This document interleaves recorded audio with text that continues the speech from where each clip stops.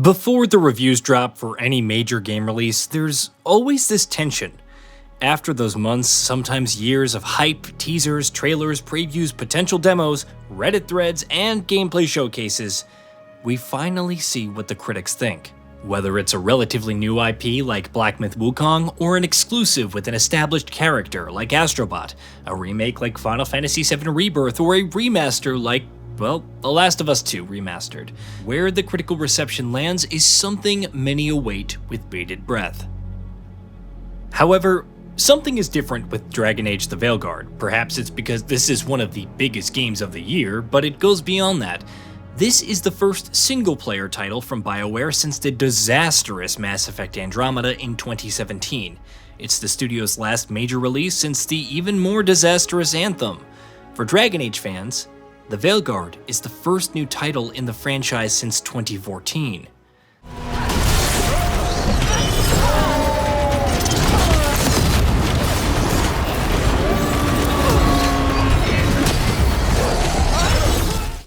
Then you must consider how big of a deal this is for the development team. Between the rumored reboots, the confirmed direction changes, departures of key creative people and management, and name changes, Dragon Age the Veilguard has come a long way over all these years.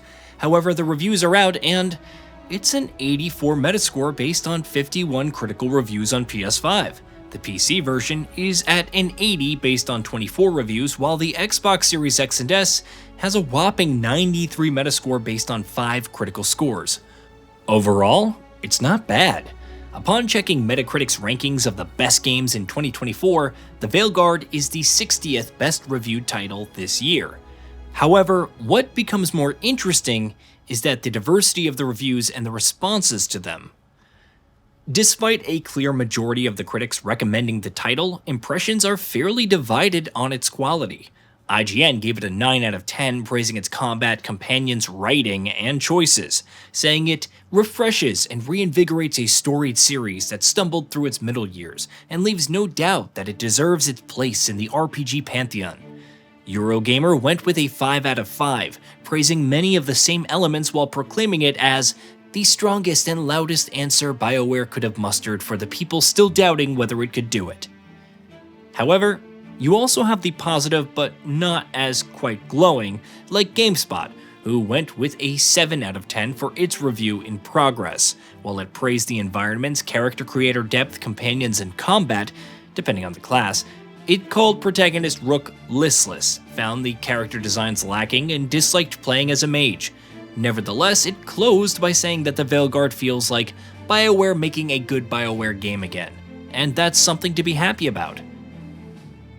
Then, there are the more mixed reviews, like The Guardian, which called the story the least interesting thing about the game and its gameplay by the numbers. It also felt Rook lacked a personality of their own. While praising the companions, the writing quality was noted to vary wildly, and players shouldn't expect the same level of banter as in Dragon Age Inquisition. It ended by calling this a perfectly enjoyable RPG, but an underwhelming Dragon Age game. These are only a handful of reviews, but each has pretty distinct takes on why they like or dislike the game, even unique reasons for why Rook feels underwhelming. Some have pointed out the distinct lack of grim content like in Dragon Age Origins, while others called it warm and welcoming, funny and hopeful.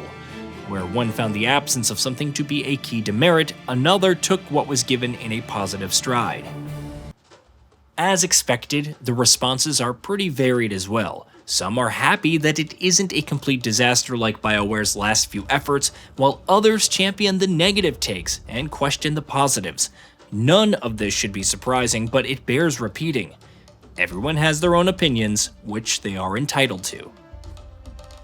If there's such a wide range, whether it's positive or negative, then it indicates just how the latest title affected them differently.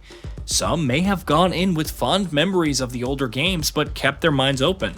I can relate, having recently played Ys 10 Nordics, and though I had fun, I found it less enjoyable than Ys 8 Lacrimosa of Dana, or Ys 9 Monstrum Nox in terms of storytelling, world design, and combat. Does that mean everyone who gave it a positive review is wrong? No. It's also not surprising to find those who didn't like the game's art style or the lack of dark content. Look at the initial reception to Baldur's Gate 3 when its alpha gameplay was first shown. Believe it or not, a significant contingent of players didn't like it and were vehemently against it. Of course, there are plenty who found more to love about Dragon Age than its dark subject matter, but the point is that everyone approaches these things differently. If the combat isn't doing it for you in the most challenging settings, but someone else finds enjoyment in story difficulty, neither of your experiences is invalid. Very few games can cater to everyone's whims and desires because everyone is different, down to how they want events to play out or characters to behave. Interrupting a ritual of this scale will have consequences. And what about the demons? Varric needs us to hold them off. Right, you two stay here. I'll bring down the statue. What? No. Stepping into all that raw magic is suicide. The storm could tear you apart. That's probably why one of the most negative reviews for the Veilguard encouraged others to seek other positive points of view. It's not because you should listen to different perspectives just for the sake of it, but self-awareness that their words aren't the absolute truth. What may nag at and disappoint one person doesn't apply to everyone else, as with every other piece of media and art in the world. Meanwhile, on Steam, Dragon Age: The Veilguard is the second best-selling game right now, even ahead of Monster Hunter Wilds, which has a beta coming to all platforms this week. Does this mean most people didn't read the negative reviews or only focused on the positives? Did they only see the Metascore and decide, good enough, before putting down $60 for the PC version? How many pre-ordered the Veilguard the second it became available and are avoiding everything to experience it themselves firsthand? Reviews aren't the end-all be-all of opinion and discourse. They're opinions from those who spent sufficient time with the game and provided their perspective on it, breaking down each aspect. You can disavow them just as easily as anyone would ignore your opinions.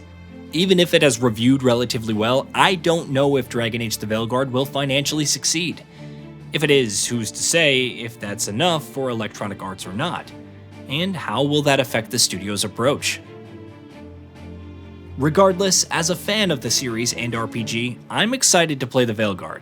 I hope it's a great game, even if it falls short in some aspect or another. And regardless of what anyone else thinks, isn't that all anyone can really ask from any game, irrespective of someone else's opinion? Hey, did you know that we at GamingBolt upload new videos every day? Stick around, drop a like, subscribe, and hit that bell, and let us know what kind of content you'd like to see in the future with a comment below.